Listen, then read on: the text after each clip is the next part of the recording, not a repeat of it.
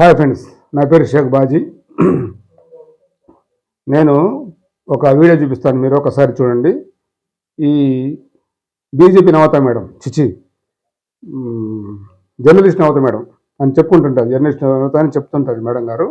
ఎక్కువ BJP support చేస్తుంటారు madam గారు.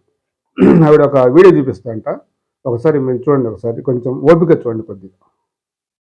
నేను మీ journalist Navatha, welcome to our voice. ముందుగా ఒక వీడియో చూపిస్తా చూడండి.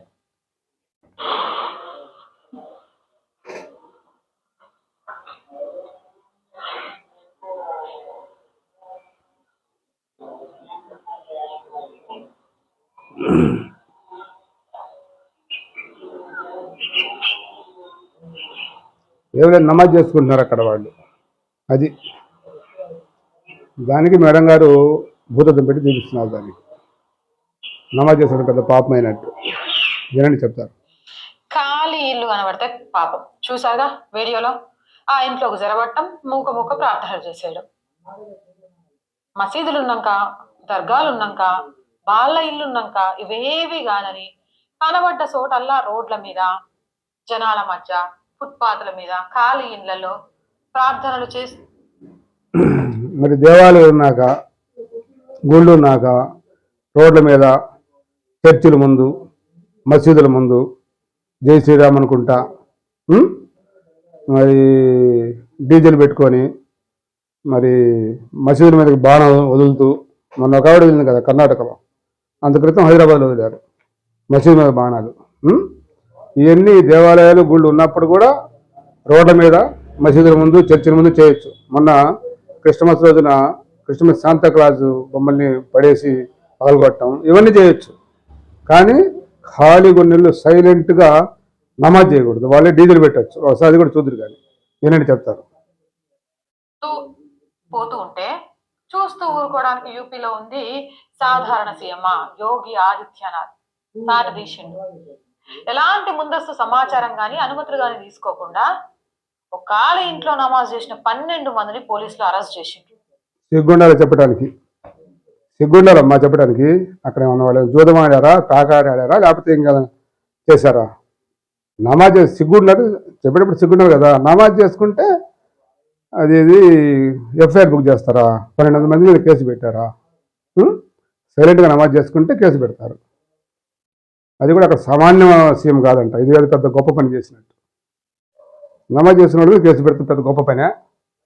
మాకు టైం అయితే, మా ముస్లిమ్స్కి టైం అయితే, పొలాన ఉంటే పొలాన, అడవిలో ఉంటే అడవిలో, ఎక్కడుంటే అక్కడ నమాజ్ చేసుకుంటాం.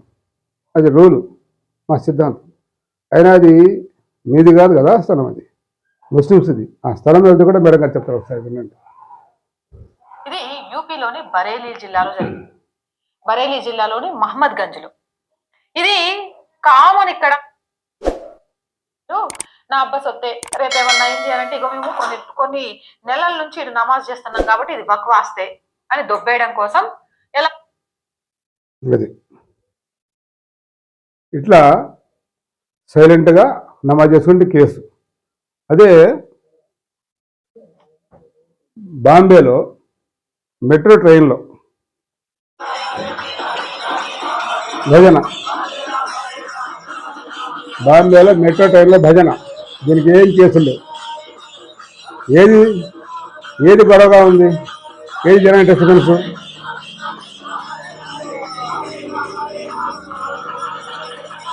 సిగ్గుంటుందా చెప్పడానికి?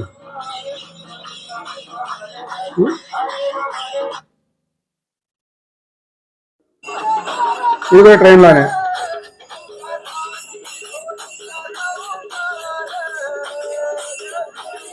ఇది మన దేశంలో ప్రజాస్వామ్యం ఉంది. ట్రైన్లలో వేరే వాళ్ళకి ఇబ్బంది కలిగిస్తా భజన చేసుకోవచ్చు. దీనికేం కేసులు లేవు. సైలెంట్గా. అది కూడా ఒక ముస్లిం ఇంట్లో, హనీఫ్ అని ఒక ముస్లిం లేదు, వాళ్ళు నమాజ్ చేసుకుంటే మాత్రం 12 మంది మీద కేసు. ఇంకా పెద్ద గొప్ప పని చేశారు సీఎం అని చెప్పి, సిగ్గు లేకుండా. సిగ్గులుగా మాట చెప్పాలంటే నమాజ్ చేసిన వాళ్ళ మీద కేసులు పెడతారా? మరి ఇదే ఏది డిస్టర్బెన్స్ జనానికి? ట్రైన్లలో ఒకలే ఉంటావా? ట్రైన్లలో రకరకాల వాళ్ళు ఉంటారు, వాళ్ళకి డిస్టర్బెన్స్ కాదా? ట్రైన్లలో, ఎయిర్పోర్టుల్లో విమానాల్లో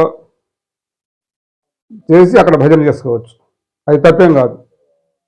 కానీ ఒక ముస్లిం ఇంట్లో, ఒక హనీఫ్ అనే వాళ్ళ ఇంట్లో ఒక 12 మంది నమాజ్ చేసుకుంటే అది ఎఫ్ఐఆర్ బుక్ చేస్తారు. ఇంకంతకంటే సిగ్గుచేటి ఉంది. ఈ మేడం గారు ఎంతసేపు ఒక ప్రత్యేకంగా ఛానల్ పెట్టుకున్నారన్నమాట, ముస్లింల మీద, క్రిస్టియన్ల మీద. ఎప్పుడు ఇలాంటి ముచ్చట్లు చెప్పి డబ్బు సంపాదించడం కోసం ఒక ప్రత్యేకంగా ఛానల్ పెట్టారు. జర్నలిస్ట్ అవుతారని చెప్పుకుంటారు మంది. నేను కాకుండా నంద్యాల జిల్లాలో ఒక బస్సు ప్రమాదంలో ముస్లింలు మామయ్య మేనల్లుడు ఇద్దరు 36 మందిని ప్రాణాలతో కాపాడారు, వాళ్ళ ప్రాణాలు తెగించి. అట్లాంటి మేడం గారు చెప్పరు. ఎక్కడో ఉత్తరప్రదేశ్లో నమాజ్ చేసుకుంటే కేసు పెట్టారంట, యోగి ఆదిత్యనాథ్ భలే గొప్ప పని చేశాడని చెప్పి పొగుడుతా చెప్తా ఉంది. ఇంతకంటే సిగ్గుమాల పని ఇంకేముంటుంది? మేడం గారి వీడియోలు మొత్తం అలాంటివి. నమాజ్ చేసుకుంటే కేసు పెట్టారంటే సిగ్గుండాలి. వాళ్ళు అక్కడ ఏమన్నా తాగాటాటమో, లేకపోతే మంది చేసుకోవటమో, లేకపోతే మీరాగా అక్కడ భజనలు చేయటమో, మసీదుల మీద విల్లు వదలటమో చేస్తే చేయొచ్చు. అరే సైలెంట్గా నమాజ్ చేసుకుంటే కేసా? అది పెద్ద గొప్ప పని చేశాడంట. సిగ్గుండదు చెప్పడానికి నీకు? ఇంకా జర్నలిస్ట్ చెప్పుకుంటావా?